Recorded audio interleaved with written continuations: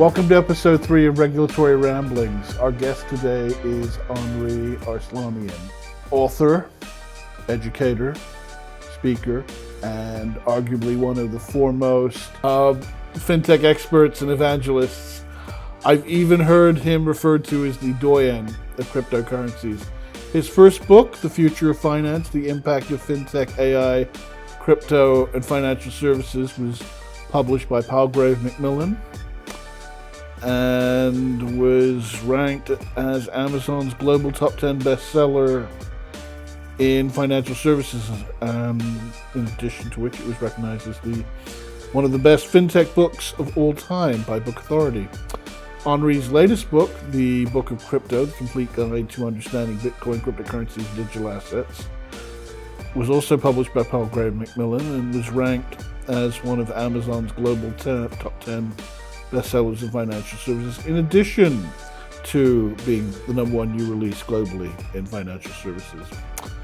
Henri also hosts the Future Money podcast and is an adjunct professor with HKU, where he teaches the world's first fintech university course globally. He also advises many of the world's leading crypto exchanges, investors, financial institutions, and tech firms on their fintech and crypto initiatives, as well as multiple governments around the world, regulators, central banks, and he talks to them on fintech and crypto regulatory and policy matters. Henri was previously PwC's crypto leader and partner based in Hong Kong, and the former chair of the FinTech Association of Hong Kong. Prior to joining PwC, he was with a fintech startup and spent many years with UBS Investment Bank in the territory. He started his career as a financial markets and funds lawyer in Canada and Hong Kong, and speaks 5 languages, including English, Armenian, French, Spanish, and Mandarin. With over 500,000 LinkedIn followers and 50,000 newsletter subscribers, Henri is a TEDx and global keynote speaker, a best-selling published author, and regularly followed in global media, including Bloomberg, CNBC, CNN, BBC, The Wall Street Journal, The Economist, and The Financial Times. He's currently based in Dubai, and we are honored to have him speak with us today. Henri Arslanian, thank you for joining us. Thank you, AJ. Thanks for having me. That was a very nice introduction. I'm a bit embarrassed, but thank you very much for having me. It's great and letting us to share about the future of money and the future of finance with your audience. I want to come to your book. I wouldn't say the market's quite necessarily saturated with books on this topic just yet, but what's different about your latest work, The Book of Crypto, compared to similar books on the topic right now? Yeah, as you mentioned, very excited. A couple of weeks ago, announced the launch of my second book that you just mentioned, called The Book of Crypto. Here we go. Here it is. And it took obviously about 2.5 years to put together. And really the catalyst behind writing this book, AJ, was really when it came that I was speaking to a lot of people who had read my previous book and often would tell me, Henri, we would love if you can write one that really goes more into crypto, really covers all the broader 360 crypto ecosystem. And then I really believe right now that anybody who's a student right now, who's in financial services, who's in law, who's in the regulatory space, needs to have a solid foundational knowledge of crypto or digital assets more broadly. You may love Bitcoin, you may hate Bitcoin, you may love digital assets, you may hate digital assets, but I think you have this intellectual and moral responsibility to at least understand the asset class. And that's what I think that my book tries to do, is really try to provide to the reader really this foundational knowledge that will enable him or her to be able to build upon it. And, regardless of what you do in crypto, regardless how the crypto industry evolves, it provides you this foundational knowledge that will hopefully be very helpful in anybody's professional career. I think crypto and digital assets are here to stay. And really, I think entire careers will be built on it. Entire ecosystems will be built on it. And especially when it comes to the student audience, for example, I've been a big advocate that law schools, for example, today, it's unacceptable that they don't teach smart contract coding. We teach still, smart contract, the drafting, for example, the old school way, legislation, how we interpret jurisprudence, even regulatory interpretation.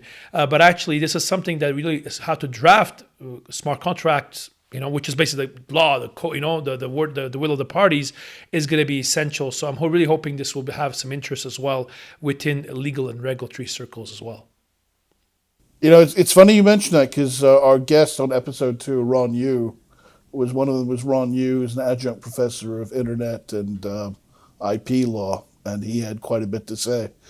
I guess, the sense of teaching contract design the way they've taught it for centuries is what was good enough for them in 1600 is good enough for them now. And that, it's a rare legal academic that wants to embrace the future. For many people, Correct.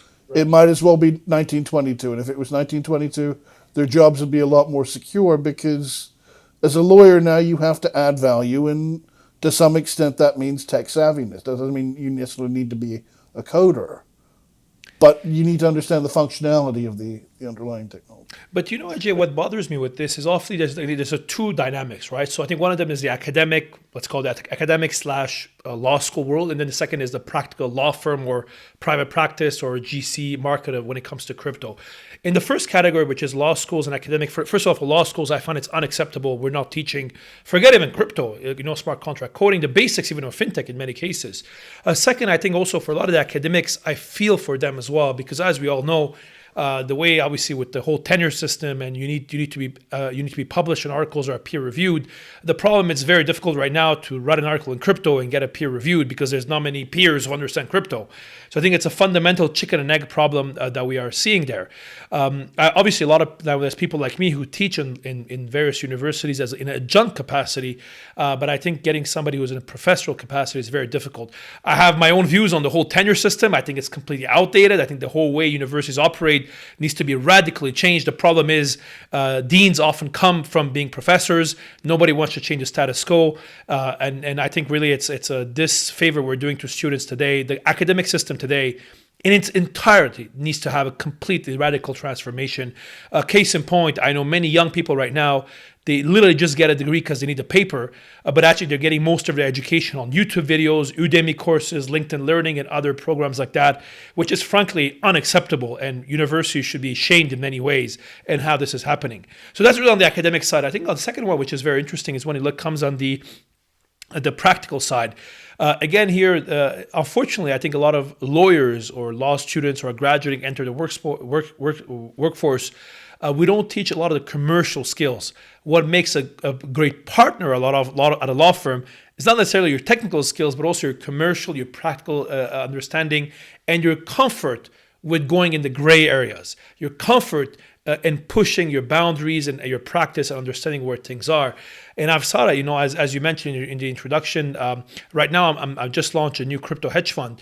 But until previously, I was the global crypto leader at PwC, the big four accounting firm, where I literally started the crypto team from me to obviously we had a team of over 200 people in 25 countries at the end 4 years later.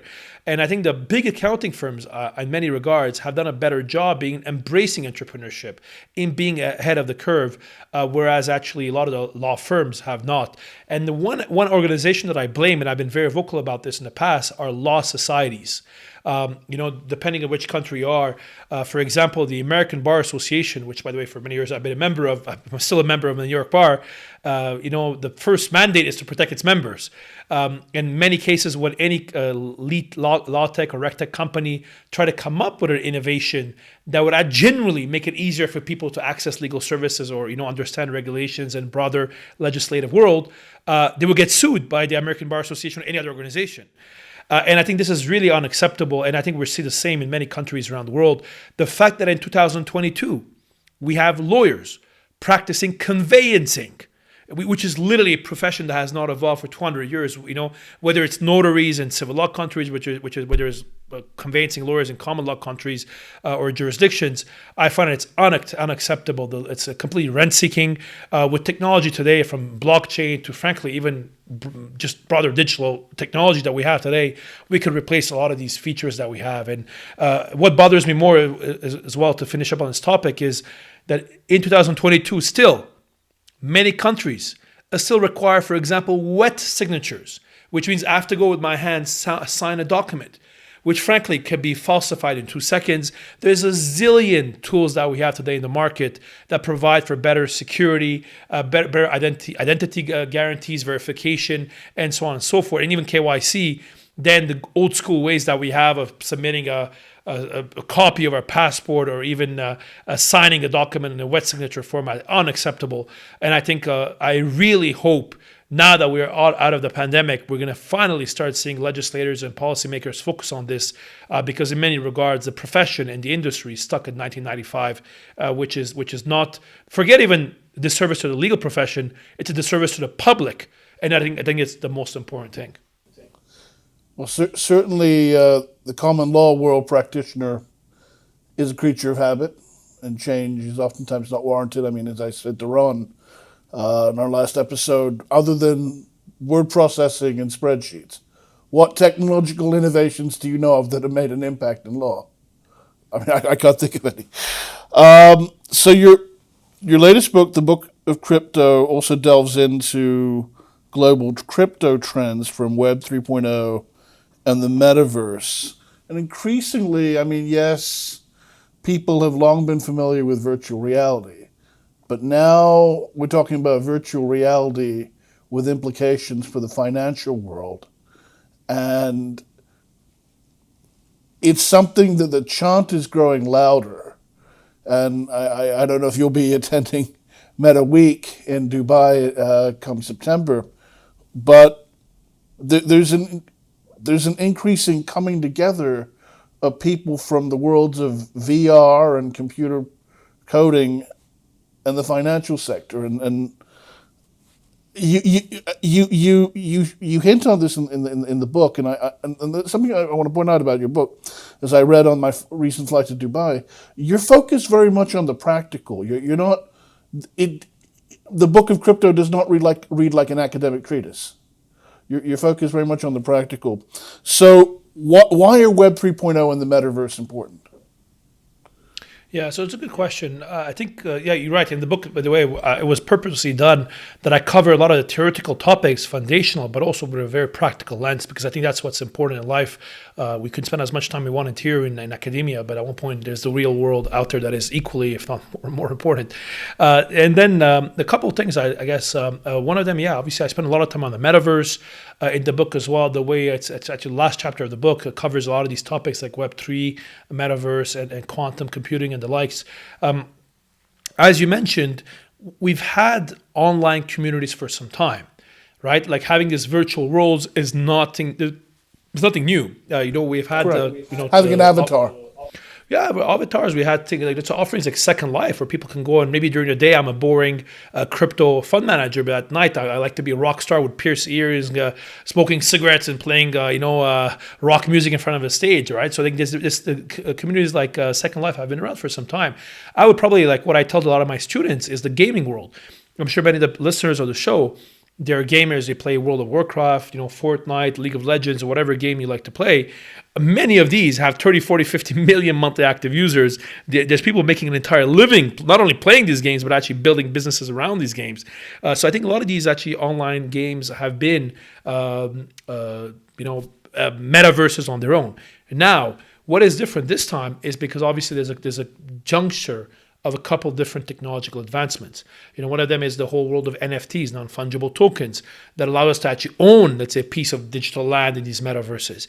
We have the rise of DeFi, for example, that allows us to act decentralized finance, allows us to have financial transactions in some of these metaverse ecosystem. And I would say then there's an overlay here of not only crypto, but also like Web3, which allows us to have these interactions, these communities in decentralized ecosystems.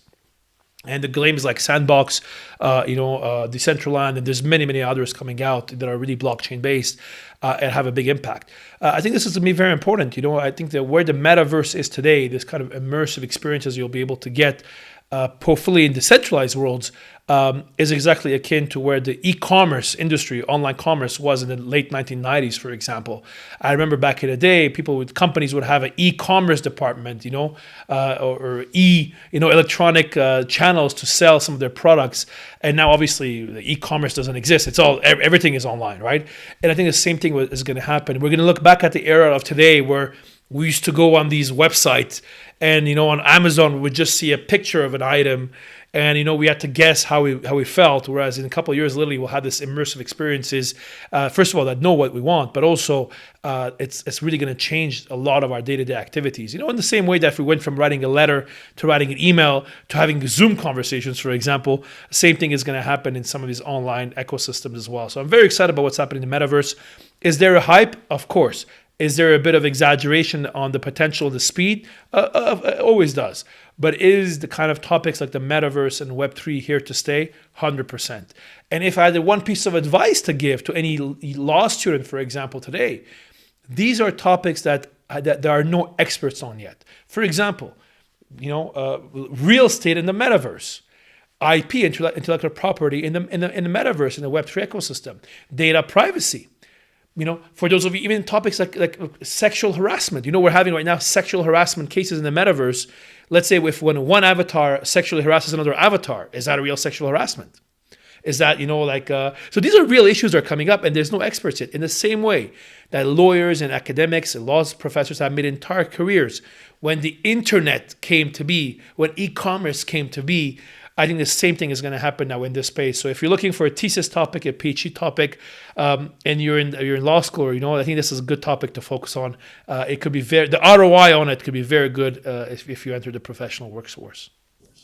Some of the cutting edge problems you alluded to seem to be cropping up on certain law school final exams. I mean, it's like they're giving. It's like, okay, in class we may have covered up to this much. And during the discussion part, we may have discussed these are the cutting edge problems. But it's like, I want you to take what you've learned and describe to me.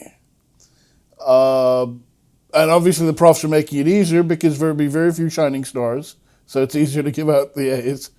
I want you to take what you know and solve this cutting edge problem.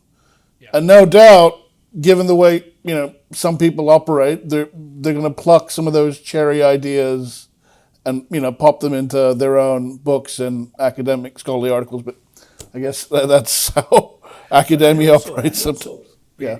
Yeah, I think it's great that the students are dealing with it. I think the way we're teaching it maybe can be improved, but these are the topics that students need to be aware. Like let's look at a topic like tax law, for example. If you do tax on normal transactions, that there's a million experts out there. However, how do you tax for look, digital assets to start are a brand new field when it comes to crypto accounting, crypto tax. Obviously, the tax follows the accounting in many cases. But then you look, okay, what is if I sell a piece of real estate in a metaverse? Is that real estate? Is it an asset? What is it? Is it a tangible asset? There's all these questions that pop up. I think that give a lot of merit there. My advice to a lot of the students out there is I personally apologize on behalf of, I've taught in law schools for many years as well. And I find it's, I don't think the law schools or the professor or deans are doing it because of bad faith. Often you don't know what you don't know. And often you live in a bubble, right? And as we know, the universities don't move at the same pace as the private sector in many cases. So I think as any student today, in order to have this proper 360 level of education, you need to actually do some of the work on your own, which means if it means going to some e-courses online on the weekends and study on it. I think that's one thing you should do. And also as a young lawyer, and I've been very public about this. Actually, I mentioned in one of my commencement speeches that I have at the HKU. I'm very opposed of this idea of work-life balance, especially to young people. If you're a student today and you're chilling out on the weekend, you're wasting your time. This is a time to go get your certifications, go get additional degrees, go get additional knowledge. If you're a young lawyer and you're working in the house, for example, and you're having your weekends off, before the time you have kids, before you get married, this is a time to really go get your more degrees, go really push more. And unfortunately, I think we as a lot of the professional sector as well, puts this emphasis on work-life balance and, for people to have this like balanced life, which I think is the worst advice. If you're in your 20s, this is a time you should really bust your ass and really do what your competitors are now doing, because this is where your ROI will be way higher in the next couple of years. So don't waste it, going on brunches and hikes and playing video games. This is a time to work, and really it pays off very well in the short to medium term. Certainly, aside from this being their time to earn, this is their time to build. This is the time when they're in their, I'd say, intellectual prime. That's not to say you can't achieve great things later on in life, but as you said, encumbrances, the responsibilities of life intervene, and a lot of them don't reach the fruition that they might have. You take your, this segues nicely to the next question. You take your responsibilities as an educator seriously. Certainly, some of the people who've done the HKU online program and gotten the certificate in FinTech have said that was a terrific initial step. It encouraged them to want to learn more. And one of the gems of the program, they said, was you, because you're such a treasure trove of knowledge. What are your impressions of the program, the students, and your experiences as an instructor? Well, absolutely. Like you mentioned, I try to lead by action, right? So obviously I tell the students to go get these online courses, and if I didn't create one or participate in one, it would be very dishonest to me. And actually, this is how we started the HKU FinTech course with Professor Arter from HKU and others, esteemed colleagues in the profession, with that online course, which has obviously been a tremendous success. I mean, it happens to me that I travel everywhere around the world, and I had people stop me in airports, literally from random places, from Cyprus to South Africa, to Australia, to actually Canada, where literally I've been stopped in the street, people saying they followed that course, it's really incredible the reach that course has had over the years. You're a public figure now. Yeah, no, but it's been really incredible, because I think what we forget is people want to learn. And especially the one thing I would say, there's obviously a lot of students that take these classes, but also very influential people. If you're a central bank governor, you're the head of a regulator, you cannot go to a class from 6 to 9 on every Tuesday in person and take a course, or you cannot go to a conference that easily and show that you don't know. This is why I think that audience, same for books, by the way, for online courses, a lot of actually influential, and the C-suite of many companies actually follow those courses. So that was actually the first one, and since then I've done many other online courses. I, for example, launched an introduction to crypto class, a very specific one on the Udemy platform, which I'm proud to say now is the #1 highest rated crypto course on Udemy. We have thousands of students already in the first 3 months of launch. And I'm about to announce as well that my courses now will all be available on LinkedIn as well. So 700 million people around the world are going to be able to access some of my crypto courses as well. Why I think this is it's important. First of all, it takes a lot of time. I can tell you my last crypto course on Udemy is an introduction to crypto course. It's in only 90 minutes. It's very difficult to limit a course to 90 minutes. It's actually more difficult to do a short course than a long course, because you really need to decide on what you're going to cover. But I mean, that course easily took us weeks of preparation. I spent a lot of money in making sure the graphics were there. There's animation. Also, what I tell a lot of my fellow professors and academics or practitioners who want to start doing online courses is that whenever you build a course, you're not competing with a physical course, because frankly, physical courses are outdated. I mean, this is like the horse, and when everybody has a Ferrari. You're actually competing with TikTok. You're competing with Instagram. So whenever I'm teaching an online course, in my mind, I say, okay, I'm competing with the person who's giving me an hour of their life. How can I, first of all, make sure I'm delivering value and delivering good content, but also I'm at the same time making it interesting and insightful, because I'm competing with TikTok and videos from girls in bikinis to people doing crazy, stupid stuff, and that's entertaining, and Netflix as well, by the way. So how do you actually compete with that? And you try to make the content very interesting and insightful, and it's very difficult. And actually, this is why for maybe an hour of teaching that I do, I have about 10 hours of preparation, which is probably double that what I would do if I was teaching in person class, just right to try to deliver the quality of the content. And I'm a big believer in this, that actually if you deliver genuine value, your audience is getting value out of it, and that's how you build your brand, your reputation, and people want some more because it shows that you care about your audience and your students. Certainly, you mentioned one of the things, entertainment value. Certainly, the tacit things there are stimulation and entertainment, and if not, they will go to TikTok because at least they're getting more hits, more stimulation from that. Now, at least as far as I'm concerned, you were one of the first people of any sizable public profile to raise awareness of how FinTech, particularly cryptocurrencies, were a game changer. And not just for financial services, but humanity more generally. I guess what was your moment of awakening? What was there a particular moment of illumination, or did it build up over the course of your career? Yeah, good question. And then finally a pattern emerged, and you were like, no, this is a trend we need to take seriously. Yeah, there's two things, I guess. One is the macro view, how I look at these things and how it happened in this case with crypto. First of all, I think on the macro view, I'm a very big believer that we should all be paranoid. Again, I talk about this in some of my videos that people can find online.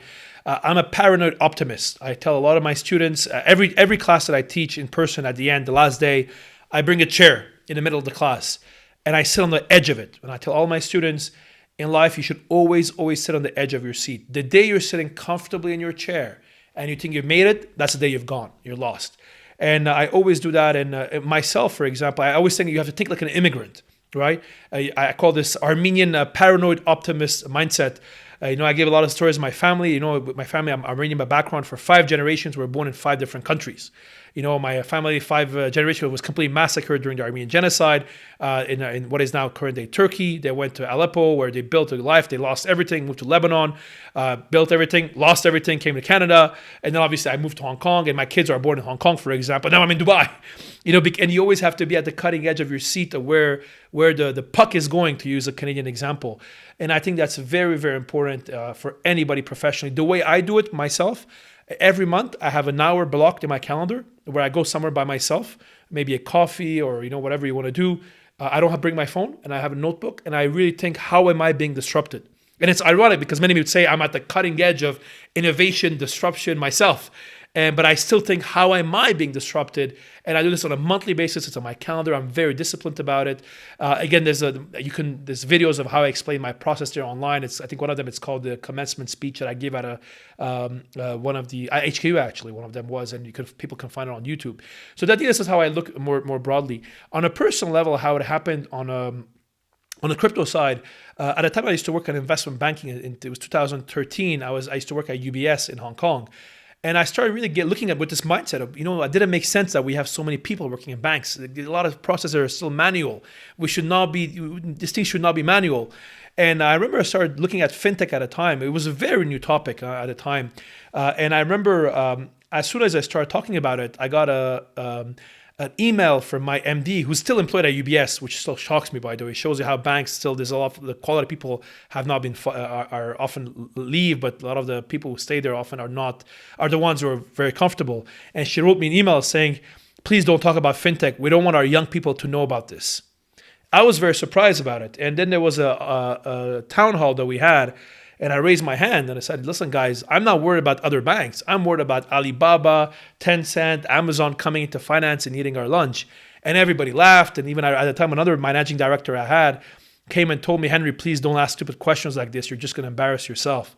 And, I started getting into it at a time. I attended the first FinTech conference in Hong Kong, which was organized by Janos Berberis, who's also went and had a great career at HKU as a professor and as a PhD graduate, I believe, in the law school.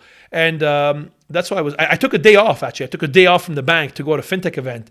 And at one point I figured I should do this as my job. And this was really a couple months earlier. I had discovered Bitcoin by pure coincidence, and I started looking into Bitcoin in 2013. I organized my first Bitcoin event in January 2014 at the Canadian Chamber of Commerce.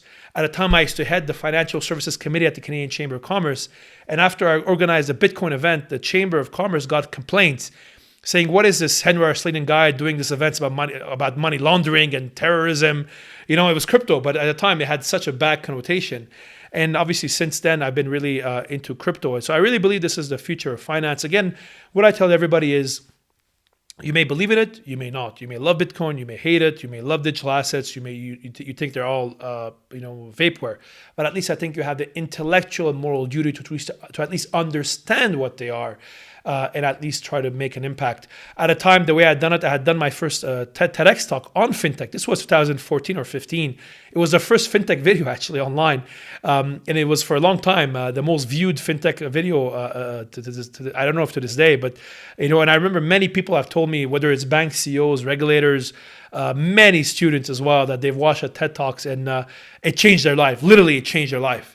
So it's always amazing. I have it in my apartment. I have a wall that I have of like gifts that I've received over the years of people because either my course or my speech or my online course I made has changed their life. So it's a very touching experience from that perspective.